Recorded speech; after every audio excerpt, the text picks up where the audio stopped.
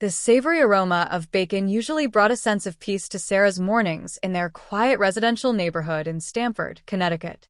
But this Tuesday, October 15th, at 7:30 a.m., an unsettling chill lingered in the air, a stark contrast to the gentle autumn light dancing on the vibrant maple leaves outside. Her husband, David, hurried through breakfast, his eyes darting to his watch, his phone clutched in his hand.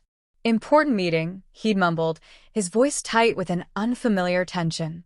Their 5-year-old, Liam, usually a whirlwind of morning energy, sat unusually quiet in his car seat, clutching something small in his hands.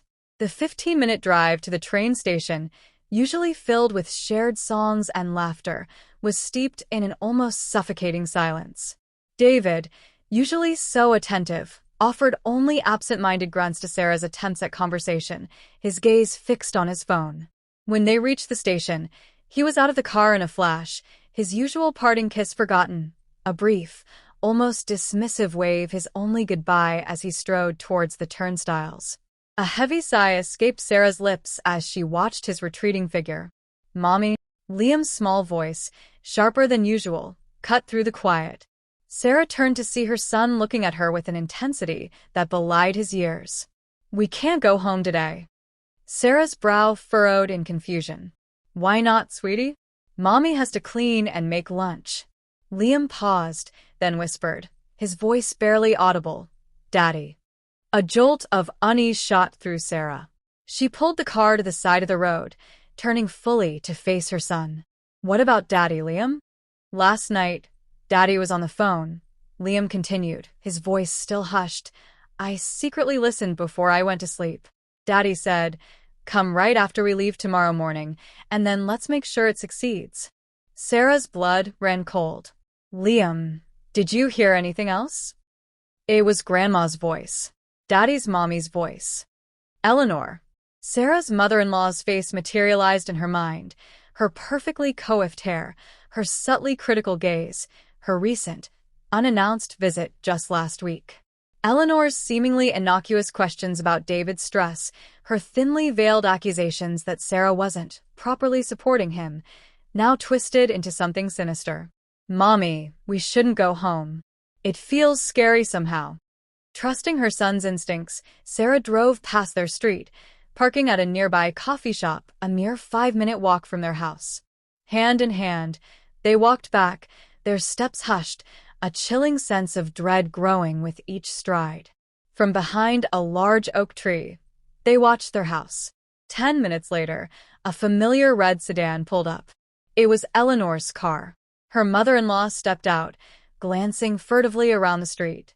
In her hands, a small bag and a glinting metallic object Sarah couldn't quite make out. Eleanor didn't ring the doorbell. Instead, she took something out of her bag, a spare key. Sarah's heart hammered against her ribs. Eleanor unlocked the front door and disappeared inside. A few minutes later, a faint, flickering orange light appeared in a first-floor window. Not electric light. Fire. A choked gasp escaped Sarah's lips as smoke began to curl from the window. Eleanor burst out the back door, sprinting back to her car. With trembling hands, Sarah fumbled for her phone and dialed 911. "There's a fire. The address is 1247 Willowbrook Drive. Please hurry." She pulled Liam close, his small body trembling against hers, but his eyes held a steely resolve. "Mommy, are we going to be okay?" "We'll be okay, Liam," Sarah whispered, her voice thick with emotion, "because you protected us." The distant wail of sirens grew louder, a chilling symphony against the quiet of the residential neighborhood. Neighbors emerged from their homes, drawn by the rising smoke, their faces etched with alarm. Sarah, still clutching Liam's hand, gave her statement to the police. Her testimony was unwavering, chillingly precise. Her mother-in-law, a spare key, and the deliberate act of arson. At the police station, Detective Miller, a seasoned officer with kind but piercing eyes, listened patiently as Sarah recounted the events. Liam's warning, Eleanor's suspicious behavior, David's recent, unsettling changes. "Mrs. Roberts, can you tell us more about your husband's recent behavior?"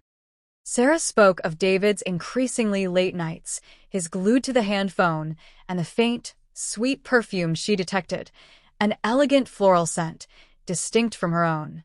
She even mentioned a casual conversation with a colleague's wife, whispers of David's pressure at work and failed investments. Just then, the interrogation room door opened. "Detective, we've arrested Eleanor Roberts. She's requesting a lawyer." Miller nodded, his gaze unwavering from Sarah. "And David Roberts?" "Secured at his office. He's completely agitated." 30 minutes later, Sarah found herself face-to-face with David in the police station hallway. He was handcuffed, flanked by officers. Their eyes met, and David's handsome face twisted in a desperate plea. "Sarah, I need to talk to you. Let me explain." "David, why?" Sarah's voice trembled. "Why did you try to kill us?" He stopped, asking the officers for a moment. "I never intended to kill you. You weren't supposed to be home.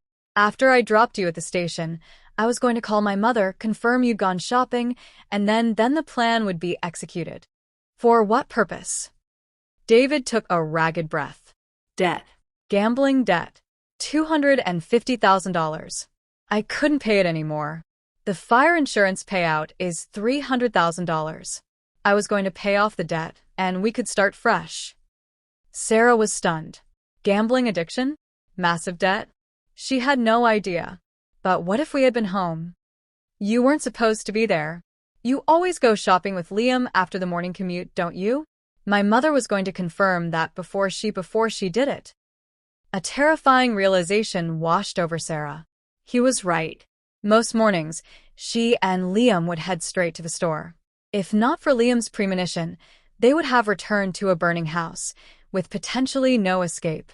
The house of cards collapses. As the investigation unfolded, the chilling details of David and Eleanor's meticulously crafted plan emerged. 6 months ago, David had fallen into the insidious grip of online poker. Small bets escalated, spiraling into a desperate cycle of increasingly reckless wagers to recoup his mounting losses. He'd even embezzled company funds, a temporary fix that quickly vanished. Loan sharks, with their exorbitant interest rates and relentless collection calls, had cornered him. In his desperation, he turned to his mother, Eleanor. Eleanor, a retired real estate agent, initially considered taking on her son's staggering $250,000 debt. But it was an amount that would cripple her own life savings. So, together, they devised a solution. Arson for insurance money.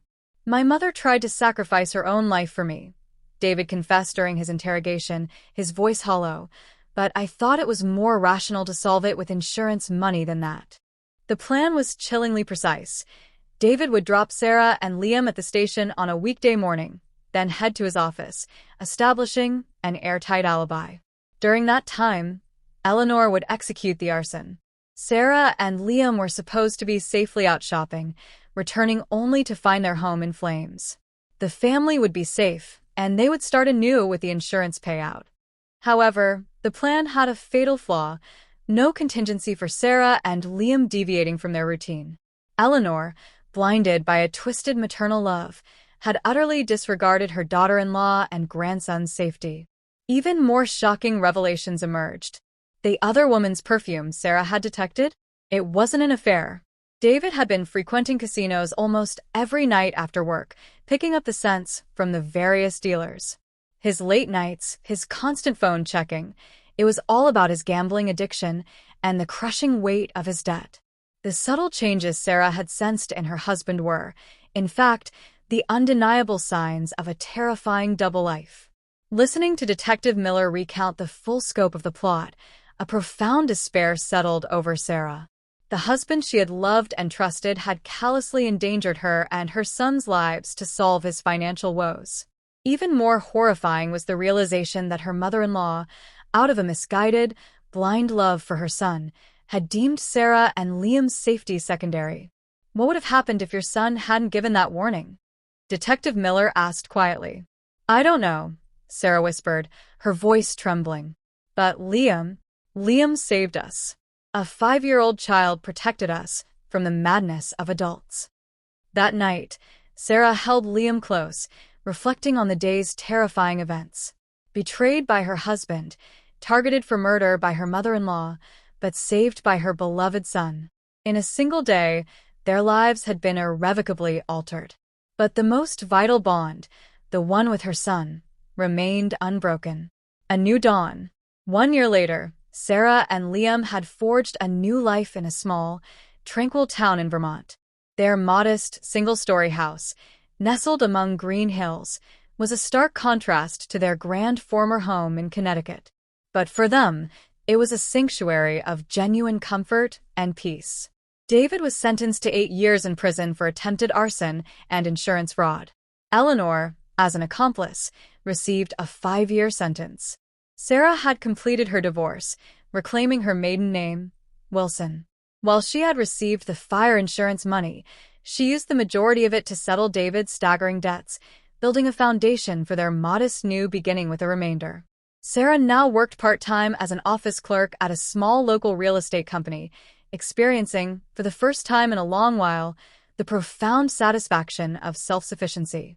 Her salary was never substantial, but it was enough for her and Liam. More than anything, the ability to live transparently, free from lies and secrets, was a happiness beyond measure. 6-year-old Liam, with the remarkable resilience of children, had quickly adapted to his new elementary school, blossoming into a bright and active boy. He rarely spoke of that terrifying morning, but the deep, knowing gaze he occasionally directed at his mother spoke volumes of an understanding and love far beyond his years. "Mommy, I made a friend at school today," Liam announced happily at the dinner table. Sarah smiled, once again struck by her son's incredible adaptability. Children, she realized, were far stronger and wiser than adults often gave them credit for. On weekend afternoons, they would walk in the nearby park, cherry blossom petals dancing in the gentle spring breeze. "Mommy," Liam asked suddenly, interrupting their peaceful stroll, "what do you think would have happened if I hadn't heard Daddy's phone call that time?" Sarah stopped, her son looking up at her with a serious expression. "Very scary things might have happened, sweetie. But because you protected us, we can be together like this now." "I was really scared then," Liam admitted, his voice soft, "but I thought I had to protect Mommy." Tears welled in Sarah's eyes. She would never forget the feeling of his small hand gripping hers that morning, his unwavering courage in the face of such profound fear. "Mommy is happy to be protected by Liam too," she whispered, pulling him into a hug. A real family means people who care about each other and help each other when they're in trouble. That evening, they returned home to prepare dinner together. Sarah chopped vegetables while Liam, with his small hands, mixed the salad. Simple cooking, but meals made together were infused with a warmth that nourished their souls. After dinner, Liam worked on his homework, and Sarah read beside him, occasionally helping him with a problem. These quiet, ordinary moments were now her most cherished. At bedtime, after reading a picture book, they always exchanged the same words, a comforting ritual. "Mommy, will tomorrow be a fun day too?" "It certainly will be, sweetie, because we have each other." "Yes. I love you, Mommy." "I love you most in the world too, Liam." After turning off the lights in Liam's room, Sarah sat alone in the living room, reflecting on the tumultuous year that had passed. The betrayal of love and trust, the hostility from her mother-in-law, the terror of being targeted for murder. Yet, having endured it all, she now understood the profound preciousness of her current peaceful life. The most important bond, she realized, was one built on true love and trust, far deeper than any ties of blood. David and Eleanor, her own family by marriage, had ultimately tried to sacrifice others for their own selfish gain. But Liam, her beloved son, had mustered an extraordinary courage to protect his mother. A true family, Sarah now knew in her heart, consisted of those who stood by you, especially when the world seemed to crumble around you. Outside the window, the full moon shone serenely. Sarah pictured Liam's sleeping face, a silent prayer forming on her lips for another peaceful, happy day to begin tomorrow. A small house, a modest life, but days overflowing with genuine love. This was the true happiness she had sought for so long. If you like this kind of stories, So don't forget to like and subscribe our channel.